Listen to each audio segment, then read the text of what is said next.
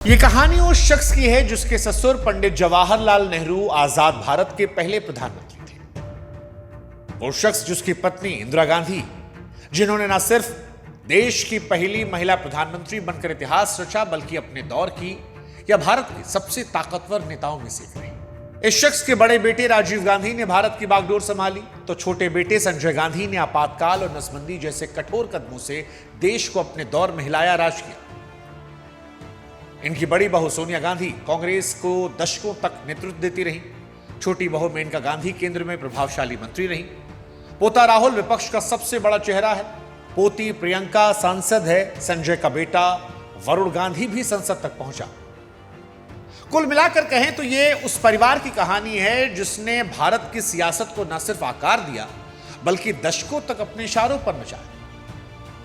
लेकिन इन गांधी से इतर यह कहानी उस गांधी की है जिसे उसके अपनों ने ही भुला दिया। यह कहानी है फिरोज गांधी की, या कहें फिरोज फॉरगॉटन गांधी।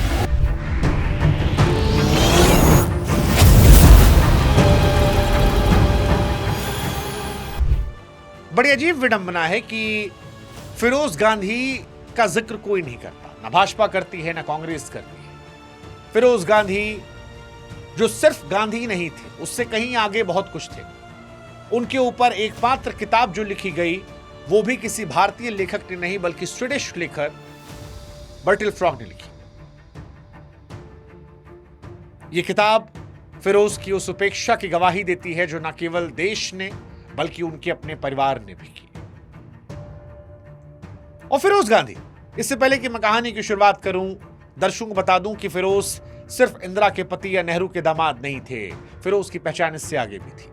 एक स्वतंत्रता सेनानी, संविधान सभा के सदस्य, एक पत्रकार जिन्होंने प्रेस की आजादी की वकालत की, और सबसे बढ़कर एक सच्चे लोकतंत्रवादी जिन्होंने सिद्धांतों के लिए जिया और मरा।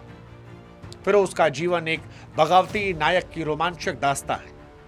फिरोज 20 साल की उम्र में स्वतंत्रता संग्राम में कूदे। 21 तक 3 बार जेल गए। 1959 में फिरोज ने सबसे पहले इंदिरा गांधी को तानाशाह कहकर नेहरू के सामने सवाल खड़ा किया। वो पहले नेता थे जिन्होंने संसद में जवाहरलाल नेहरू को घेरा और उनके वित्त मंत्री से इस्तीफा लिया। LIC घोटाले को उजागर कर बीमा क्षेत्र के राष्ट्रीयकरण की नींव रखी। आज जिस प्रेस क्लब ऑफ इंडिया को आप देख रहे हैं, उसकी स्थापना तक फिरोज गांधी की उपलब्धियां जो है वो अनगिनत है। और ये सब बताने का मतलब सिर्फ इतना है कि वो सिर्फ गांधी नहीं थे, गांधी से आगे थे।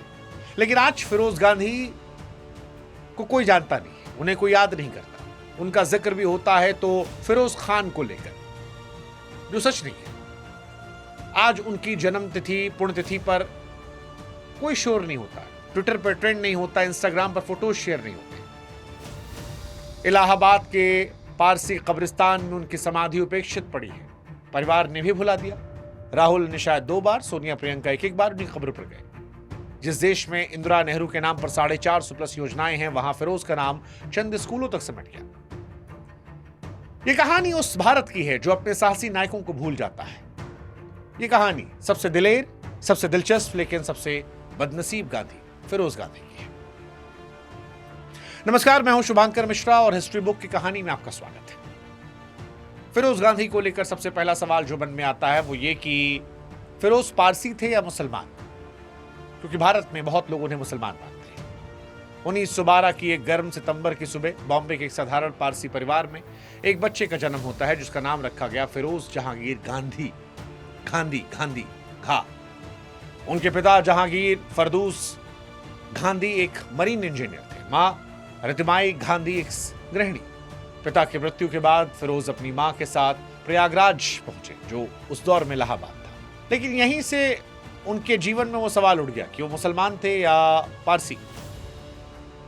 ये भ्रांति आज भी सोशल मीडिया पर भटकती है। अक्सर कहते सुना आता है कि फिरोज मुसलमान थे जिन्हें इंदिरा की शादी के बाद महात्मा गांधी ने सरनेम दिया था ताकि राजनीतिक तौर पर नेहरू और इंदिरा को समस्याएं ना हो। स्वीडन के लेखक बर्टिल फ्रॉग अपनी किताब फिरोज गांधी द फॉरगॉटन गांधी में लिखते हैं कि फिरोज का सरनेम गांधी अखबारों की गलती से गांधी हो गया। कुछ इतिहासकार मानते हैं कि फिरोज ने महात्मा गांधी से प्रेरित होकर यह नाम आजादी की लड़ाई में अपनाया। जो भी है, गांधी सरनेम साय की तरह चिपका। लेकिन एक बात जो ऐतिहासिक है, स्पष्ट है कि वो मुसलमान नहीं थे, वो पारसी थे। और इस बात पर मुहर ऐसे भी लगती है कि प्रयागराज के पार से कब्रिस्तान में उनकी कब्र है। यह कब्र प्रयागराज के ममफूडगंज इलाके में है, जिसे आप जाकर देख सकते हैं। 1920 के दशक के अंत तक फिरोज एक जोशीले युवा कार्यकर्ता बन चुके थे। इलाहाबाद की सड़कों पर भारत छोड़ो और इंकलाब जिंदाबाद के नारे गूंज रहे थे। फिरोज इस लहर में कूद पड़े, कांग्रेस का स्थानीय शाखा से जुड़े और पर्चे बांटने, सभाएं आयोजित करने जैसे तमाम काम करने लगे। उनकी वाकपटुता और दोस्ताना स्वभाव ने उन्हें जल्द ही युवा नेताओं में मशहूर कर दिया। 21 साल की उम्र तक फिरोज 3 बार जेल गए थे। बर्टिल फ्रॉग लिखते हैं कि फिरोज की हंसमुख प्रकृति लोगों को आकर्षित करती थी। वो हर उम्र के लोगों से जुड़ते थे। 1930 के दशक में वो पढ़ाई की लंदन गए, वहीं पर इंदिरा से मुलाकात हुई। लंदन की सर्द शामों में दोनों भारत के भविष्य और स्वतंत्रता संग्राम की बातें करते। दोस्ती प्यार में बदली, लेकिन रिश्ता आसान नहीं था क्योंकि नेहरू खिलाफ थे। और वजह, फिरोज एक साधारण पारसी युवक थे। हालांकि फिरोज ने भी हार नहीं मानी, भारत लौटे, स्वतंत्रता संग्राम में हिस्सा लिया। उनकी लगन ने नेहरू का दिल जीता। 1942 में इलाहाबाद के आनंद भवन में फिरोज और इंदिरा की शादी हुई। दो दुनिया, पारसी और हिंदू, और इन दोनों का संगम था। फिरोज और इंदिरा की प्रेम कहानी किसी फिल्म से कम नहीं है। लंदन में उनकी दोस्ती भारत के स्वतंत्रता संग्राम के दौरान प्यार में बदली। इंदिरा नेहरू की इकलौती बेटी थी, दृढ़ आत्मविश्वास से भरी। फिरोज की बगावती और हंसमुख शख्सियत ने उन्हें आकर्षित किया, मगर नेहरू इस रिश्ते से खुश नहीं थे। फिरोज को एक साधारण पारसी लड़के के रूप में वो देखते थे। नेहरू ने शादी पर बयान जारी किया, शादी एक निजी पारिवारिक मामला है। मेरा मानना है कि माता पिता को सलाह देनी चाहिए, लेकिन अंतिम फैसला दोनों का होना चाहिए। इंदिरा और फिरोज की शादी को मैंने सहज स्वीकार किया, अपना आशीर्वाद दिया। 1942 में आनंद भवन में हिंदू वैदिक रीति रिवाजों में उनकी शादी हुई। फिरोज खादी की शेरवानी में थे, इंदिरा के बगल नेहरू बैठे थे। शादी के बाद दोनों कश्मीर गए। इंदिरा ने अपने पिता को तार भेजा, काश हम आपको यहाँ की ठंडी हवाएं भेज पाते। नेहरू ने जवाब दिया, धन्यवाद, लेकिन तुम्हारे पास आम नहीं है। लेकिन स्वतंत्रता संग्राम के बाद उनका वैवाहिक जीवन काफी कॉम्प्लिकेटेड हो गया। इंदिरा गांधी नेहरू की राजनीतिक गतिविधियों में व्यस्त हो गई। फिरोज रायबरेली में अपने संसदीय काम में डूबे रहे। फिरोज नेहरू परिवार की छाया में रहना नहीं चाहते थे। वो चाहते थे कि उनकी अपनी पहचान हो, ना कि सिर्फ नेहरू के दामाद और इंदिरा के पति के रूप में। और इंदिरा फिरोज की इस स्वतंत्रता को पूरी तरह समझ नहीं पाई और समय के साथ दोनों के बीच में विचारों का अंतर बढ़ा। फिरोज अपने बच्चे राजीव और संजय से बहुत प्यार करते थे। उनके साथ समय बिताने की कोशिश करते, लेकिन उनकी व्यस्तता और इंदिरा के साथ बढ़ती दूरी ने पारिवारिक जीवन को प्रभावित किया। बर्टिल फ्रॉग लिखते हैं कि फिरोज अक्सर बच्चों को कहानियां सुनाते, हंसाते, लेकिन उनके मन में खालीपन था जो उनके और इंदिरा के रिश्ते की ठंडक से आता था। 1952 में फिरोज ने रायबरेली से लोकसभा चुनाव जीता, संसद में कदम रखा। उनकी निडरता और सत्ता सोच ने सबको चौंका दिया। बर्टिल फ्रॉग उनकी 3 उपलब्धियों का जिक्र करते हैं, मुंद्रा केस, जीवन बीमा और प्रेस की स्वतंत्रता। मुंद्रा केस, 1957 में मुंद्रा शिपिंग स्कैंडल ने भारतीय राजनीति में तूफान लाया था। फिरोज ने इस घोटाले को उजागर किया, जिसमें बड़े उद्योगपतियों, सरकारी अधिकारियों की सांठगांठ थी। संसद में उनके तीखे सवालों ने नेहरू की सरकार को जवाब देने पर मजबूर किया। रात रात भर दस्तावेज खंगालने और गवाहों से मिलने के बाद फिरोज ने ऐसी बहस शुरू की जिसने तत्कालीन वित्त मंत्री टी कृष्णचारी को इस्तीफा देने पर मजबूर कर दिया। संसद में मुद्रा केस की बहस के दौरान एक सांसद ने फिरोज को टोकते हुए कहा, आप नेहरू के दामाद हैं, फिर भी सरकार पर हमला करें। फिरोज ने मुस्कुराते हुए कहा कि पहले मैं भारत का बेटा हूं, फिर किसी का दामाद। दूसरी कहानी जीवन बीमा निगम को लेकर थी। फिरोज ने जीवन बीमा के राष्ट्रीयकरण की वकालत शुरू की। उन्होंने संसद में कहा, निजी बीमा कंपनियां गरीबों का शोषण कर रही हैं, राष्ट्रीयकरण से हर भारतीय को सस्ता और सुरक्षित बीमा मिलेगा। उनकी मेहनत 1956 में रंग लाई और तब जीवन बीमा निगम LIC की स्थापना हुई, जो आज भी भारत की अर्थव्यवस्था का मजबूत हिस्सा है। फिरोज प्रेस की स्वतंत्रता के भी बड़े हिमायती थे।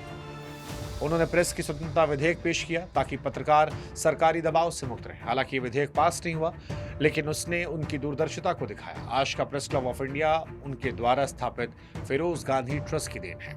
लेकिन फिरोज का इंदिरा और नेहरू के साथ वक्त बढ़ने के साथ रिश्ता जटिल हो गया। फिरोज का जवाहरलाल नेहरू के साथ रिश्ता सम्मान का था, लेकिन तनाव का मिश्रण भी था। नेहरू भी उनकी तारीफ करते, लेकिन फिरोज की आलोचनाएं उन्हें परेशान करती। मुंद्रा केस ने उनके रिश्ते को तनावपूर्ण बनाया था। फिरोज के करीबी ने फ्रॉग को बताया कि उनकी और नेहरू की बातचीत अक्सर तीखी बहस में बदलती।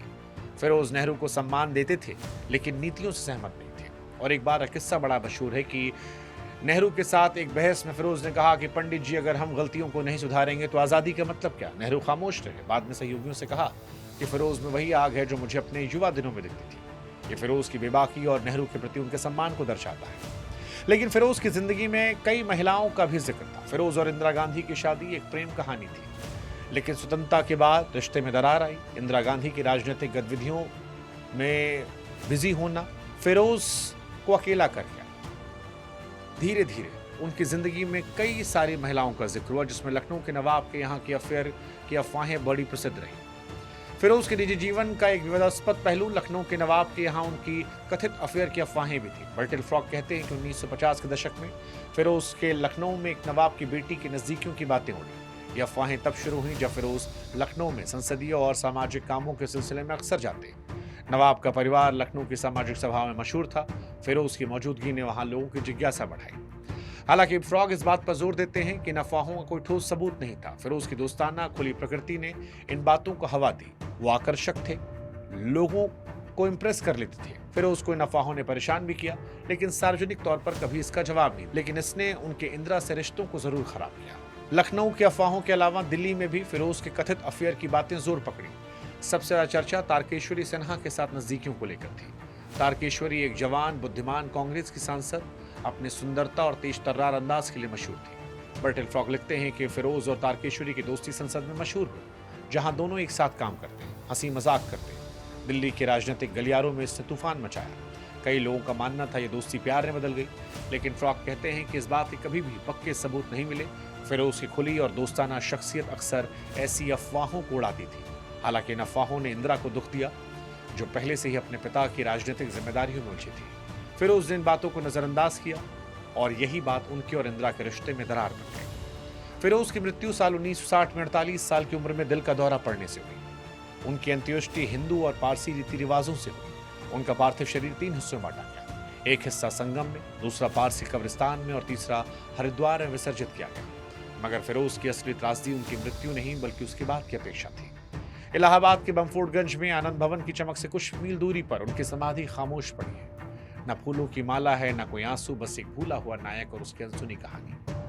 रिकॉर्ड बताते हैं कि राहुल गांधी अपनी दादी और पिता की समाधि पर अक्सर जाते हैं, मगर फिरोज की कब्र पर वो आखिरी बार 2011 में गए थे। सोनिया 2001 में और प्रियंका 2009 में एक बार श्रद्धांजलि देने गई। रायबरेली, जिसे फिरोज ने कांग्रेस से गढ़ बनाया, उनकी विरासत को संजोए हुए है। Feroze Gandhi memorial college, Feroze Gandhi degree college उनकी यादें दिलाते हैं। लेकिन विडंबना है कि जहां इंदिरा, नेहरू, राजीव के नाम पर सैकड़ों योजनाएं हैं, फिरोज का नाम कुछ चंद इमारतों तक सिमट गया। फिरोज और इंदिरा को लेकर सागरिका घोष की किताब Indira most powerful prime minister के अनुसार संजय गांधी अपनी मां को फिरोज की उपेक्षा के लिए दोषी मानते थे। संजय का मानना था कि इंदिरा की उपेक्षा ने फिरोज की सेहत बिगाड़ी, जिससे 1960 में उनकी मौत हुई। फिरोज अपने बेटों से बहुत प्यार करते थे, उनके साथ कहानियां सुनाते, हंसाते, मगर इंदिरा के साथ बढ़ती दूरी ने उनके पारिवारिक जीवन को प्रभावित किया। संजय गांधी को लेकर ही इस किताब में जिक्र है कि संजय अपने पिता के बड़े करीबी थे। किताब में कोमी कपूर की किताब द इमरजेंसी के हवाले से बताया गया कि संजय का मानना था कि उनकी मां ने फिरोज की उपेक्षा की, जिसके चलते उनकी सेहत खराब हुई।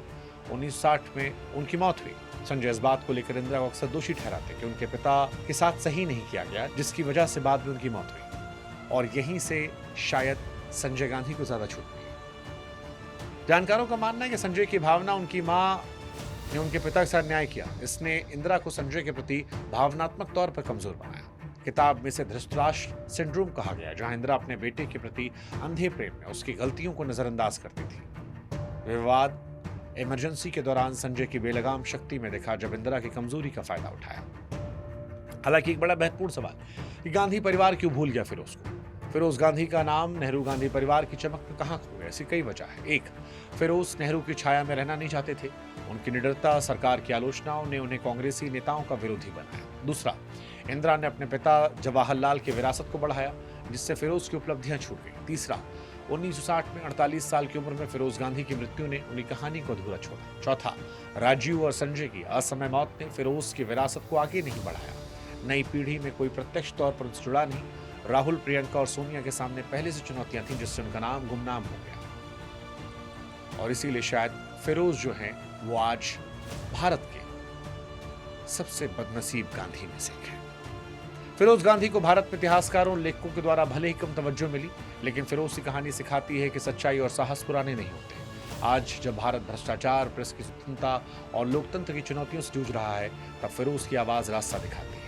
उनकी निडरता हमें प्रेरित करती है कि सत्ता के सामने सच बोलने की हिम्मत रखो। उनकी विरासत याद दिलाती है कि नायकों को भूलना नहीं बल्कि आग को जिंदा रखना है। फिरोज गांधी का नाम भले ही इतिहास के पन्नों में धुंधला हो, मगर उन्हें कहानी हमारे दिलों में चमकती है।